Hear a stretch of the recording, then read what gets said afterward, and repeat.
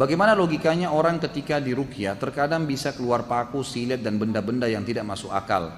Dari mana asal semua itu? Karena tidak pernah merasa makan benda tersebut. Kenapa kebanyakan jika kesurupan lebih banyak kaum perempuan? Bolehkah pengobatan orang yang kena sihir dengan sihir pula?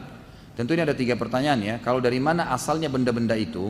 Ini ulama coba rincikan. Ini rincian ya. Tapi ini karena tidak ada dalil yang menjelaskan, maka ini rincian dari pengalaman ruqyah saja.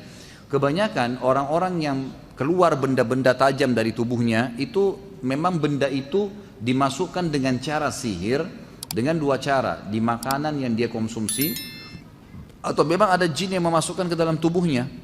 Karena jin ini bisa masuk ke interaksi ke dalam tubuh manusia ya. Asal memang benteng orang itu terbuka, dia tidak sholat, tidak tutup aurat, tidak ada zikir pagi sore, memang nggak ada, maka itu mudah. Rata-rata orang yang ibadahnya bagus itu sihir jenis ini tidak bisa masuk umumnya. Kebanyakan orang-orang seperti ini memang lemah, tameng-tameng di tubuhnya itu tidak ada ibadah gitu kan. Tapi kalau orang ada ibadahnya insya Allah tertanggulangi. Jadi ini memang ada dimasukkan, bisa dengan makanan yang dia konsumsi tapi disembunyikan oleh para ya dukun-dukun ini dengan cara sihir, karena itu tidak didampak atau memang jin-jin yang memasukkan ke dalam tubuhnya. Maka ruqyah membongkar itu sama dengan susuk kan? Susuk yang dimasukkan dengan cara dimantra-mantrain akhirnya masuk ke dalam tubuhnya. Itu kalau dibacain ayat bisa keluar memang susuknya. Buhul yang ditanam gitu kan. Saya punya pengalaman meruqyah air kemudian disiramkan di tempat yang ada buhul, itu subhanallah beberapa hari kemudian keluar buhul itu. Ada buhul yang keluar di halaman rumah itu gitu kan. Jadi memang dengan hikmah Allah Subhanahu wa taala.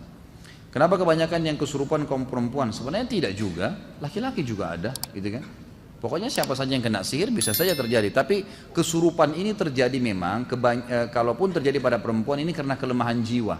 Dia tidak bisa mengontrolnya gitu kan. Kalau orang dia terganggu nih, tapi dia dengar ruqyah, dia coba konsentrasi dengar. Nah ini biasanya tidak bisa kesurupan, setannya malah kena. Kesurupan itu biasa karena kelemahan jiwa dia. Maka setannya akhirnya menonjol untuk menguasai dia gitu. Tidak boleh mengobati sihir dengan sihir, haram. Tidak boleh haram dengan haram, gitu kan? Tidak boleh mengobati penyakit dengan yang diharamkan. Seperti misalnya kata Nabi SAW, Allah tidak jadikan kesembuhan kalian dengan hal-hal yang diharamkan. Kalau ada dokter bilang, Anda sembuh tapi syaratnya minum khamr ini, nggak boleh.